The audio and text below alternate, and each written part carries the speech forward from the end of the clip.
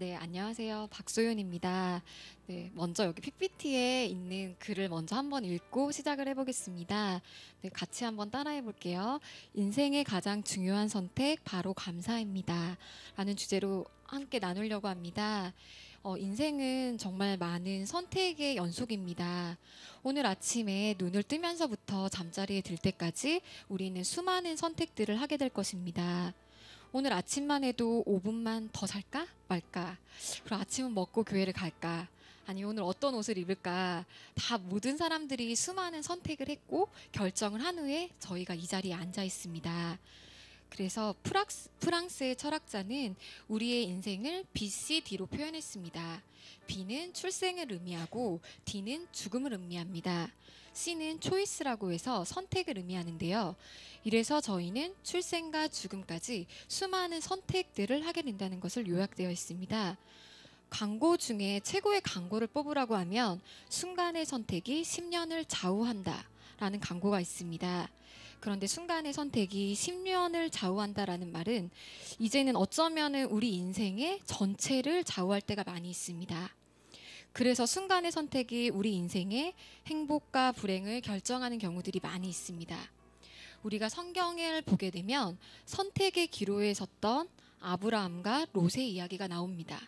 롯은 세상적인 축복을 따라 세상적인 좋은 것과 행복한 것들을 따라서 그 길을 선택했습니다. 그래서 갔던 나라가 소돔과 고모라라고 하는 곳입니다. 이곳은 세상의 행복을 맛볼 수 있는 땅을 선택했습니다. 하지만 롯은 그 선택으로 인해 전쟁의 포로가 되었고 또 불의 심판을 받게 되었습니다. 그렇지만 아브라함은 눈에 보이는 것을 선택하지 않았고 영혼의 유익을 위한 선택을 했습니다. 즉 하나님의 주권을 선택했습니다. 그래서 복의 근원이 되었습니다. 많은 하나님의 사람들이 하나님을 믿으면서도 새해가 되면 점을 본다든지 아니면 세상의 눈으로 너무너무 부러워하는 것들이 많아서 그것들을 따라갈 때가 많이 있습니다. 하지만 하나님께서는 우리에게 이런 말씀을 주셨습니다. 신명기 11장 26절인데요. 다 함께 읽어보겠습니다. 내가 오늘날 복과 저주를 너희 앞에 두나니. 우리는 매일 우리의 삶 속에 복을 선택할 수도 있고 저주를 선택할 수도 있습니다. 우리의 인생은 우리의 선택인데 우리는 어떤 것을 선택해야 될까요? 매일매일 우리 앞에 주어진 복과 저주 앞에 우리는 무엇을 선택해야 할까요? 선택의 순간 앞에 하나님의 사람은 바로 감사를 선택해야 합니다. 우리가 성경을 보게 되면 10명의 나병 환자들이 나옵니다. 성경에 나오는 10명의 나병 환자는 모두 고침을 받았습니다. 이것은 예수님의 말씀에 순종하여 나갔기 때문에 모두 예수님께서 고쳐주셨습니다. 하지만 10명의 고침을 받은 사람 중 예수님께 돌아가서 감사를 올렸던 사람은 단 한 명밖에 없었습니다. 여기서 여러분 한번 생각해 보아야 하겠습니다. 가장 저주스러운 나병에서 고침을 받았는데 왜 10명 중에 한 명만 돌아와서 감사를 했을까요? 그리고 감사하지 않았던 9명의 마음 속에는 정말 예수님께 감사한 마음이 조금이라도 없었을까요? 생각해보면 아닐 것 같습니다. 그들 마음 속에도 분명 감사하는 마음이 있었을 것입니다. 하지만 우선순위의 문제가 있었을 것입니다. 그들은 선택의 순간에 기쁨을 먼저 선택했습니다. 내가 암에 걸렸다고 하고 내가 죽을 수밖에 없다고 했었는데 갑자기 예수님께서 낫게 해줬으면 우리는 너무나도 행복하고 너무나도 기뻤을 것입니다. 그래서 그들은 회복된 몸을 가장 사랑하는 사람 그리고 사랑하는 가족에게 보여주고 싶었고 그 기쁨을 함께 나누고 싶었을 것입니다. 다 나은 가족의 모습을 보고 그 가족 또한 얼마나 기뻤을까요? 그래서 그들은 가족에게 줄 수 있는 기쁨을 선택했던 것입니다. 누군가에게 기쁨을 주는 것을 선택하는 것은 정말 중요한 일입니다. 하지만 우리가 여기서 다른 어떤 것보다 감사를 선택하는 이유는 무엇일까요? 그것은 감사가 없는 순종은 진정한 의미에서 순종이 아닌 것 같습니다. 그리고 어떠한 기쁨도 감사가 없는 기쁨은 진정한 기쁨이 아닌 것 같습니다. 여러분, 예배도 마찬가지입니다.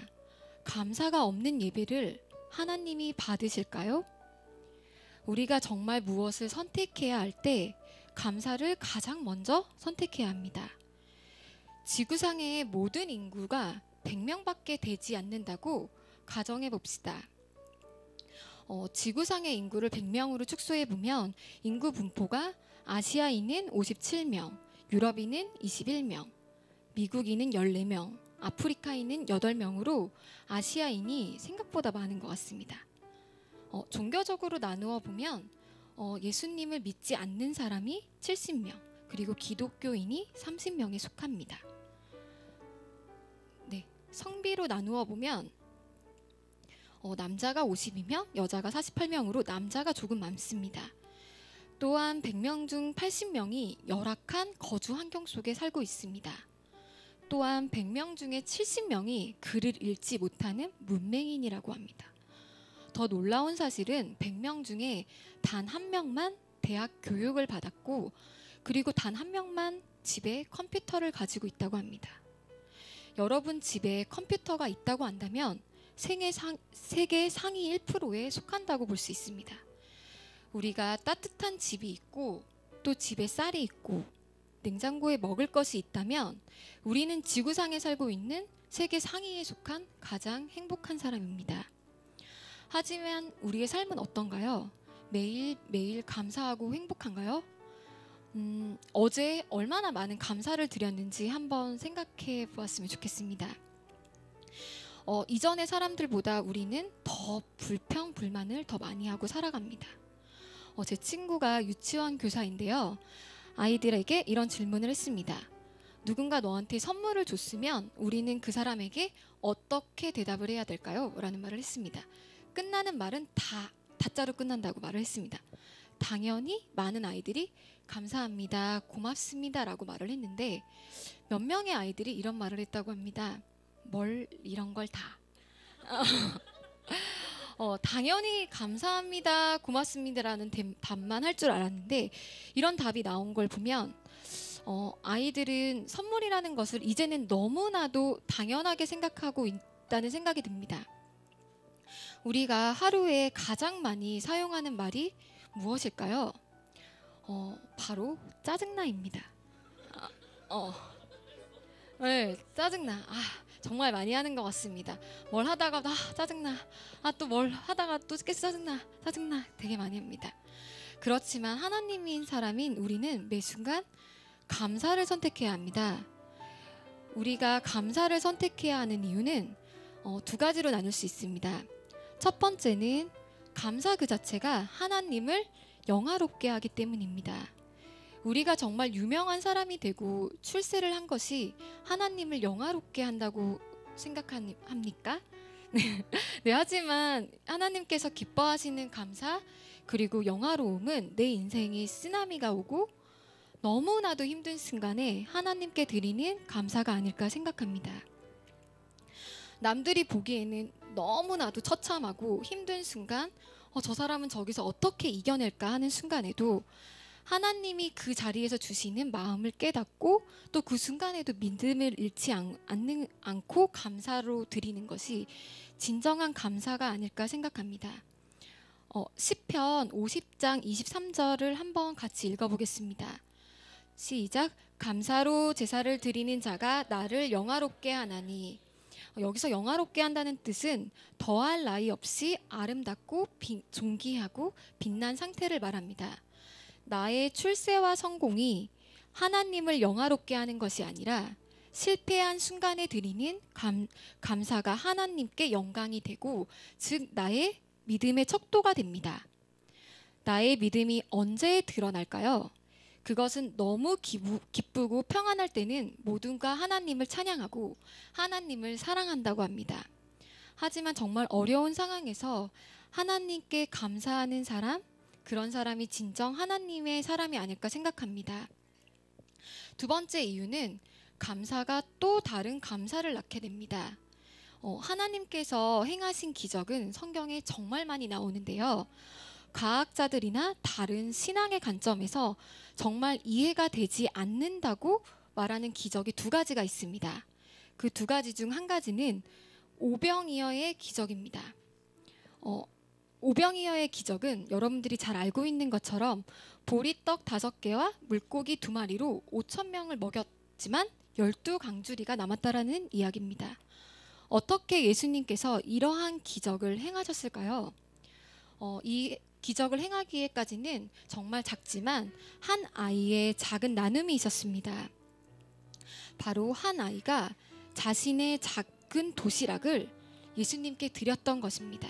예수님이 보시기에는 정말 소박하고 작은 것이었지만 하나님이 보시기에, 그리고 이 아이는 전 재산을 드린 거나 마찬가지입니다.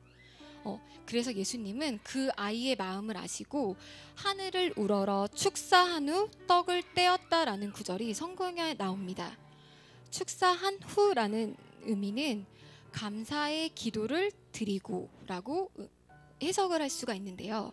이것은 별 볼 일 없는 감사의 기도를 드린 후 그 떡을 나누었더니 오병이어의 기적이 일어났던 것입니다. 네, 두 번째로는 죽은 나사로를 살리신 일입니다. 나사로는 죽은 지 몇 분 안 되는 사람이 살아났던 것이 아니라 정말 사흘이나 돼서 시체에서 썩은 냄새가 났던 사람입니다. 그때 주님이 제자들에게 무덤의 문을 열어놓으라고 말했고 하늘을 우러러 바라보시며 하나님이여 내 말을 들어주신 것에 감사합니다 라고 기도를 드린 후 나사로야 나오너라 라고 말을 했더니 이렇게 붕대가 다 감겨있는 나사로가 뚜벅뚜벅 걸어 나왔습니다.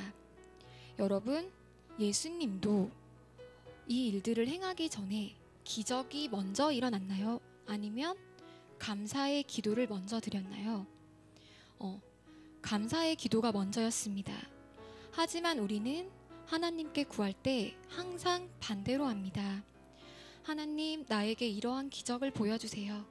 하나님, 나에게 이곳에 꼭 합격하게 해주세요. 하나님, 저에게 물질이 모자랍니다. 하나님께서 물질을 채워주시면 제가 얼마를 봉사를 하고 얼마를 헌신하겠습니다. 여러분, 우리 인생 가운데 정말로 기적을 보고 싶다면 하나님께 매 순간 감사를 해야 합니다. 인생을 살다 보면 정말 이해되는 일들도 많이 일어났지만 이해되지 않는 상황들이 나에게 정말 많이 일어납니다. 하지만 이 모든 순간에 하나님께 그것조차도 감사한다면 하나님께서 더 큰 기적을 우리 삶 속에서 이루어 주실 것입니다. 당장 오늘부터 우리 선교회별로 하루에 한 가지씩 오늘 내 삶 속에 감사했던 작은 일들을 나누어 보면 어떨까 생각합니다. 내가 무심하게 보내왔던 하루하루가 누군가의 감사와 이것들을 통해서 하나님이 내 삶 속에 역사하고 살아계심을 기억하게 되는 하루로 바뀌는 기적된 삶으로 바뀔 것이라 믿습니다. 네, 감사합니다.